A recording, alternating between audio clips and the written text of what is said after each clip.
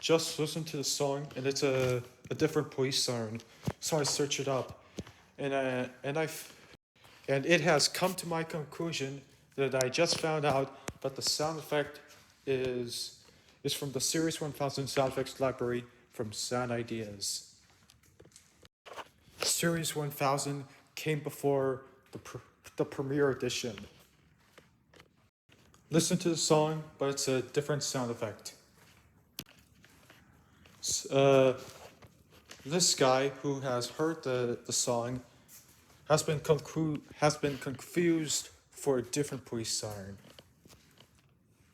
because they have the similar energy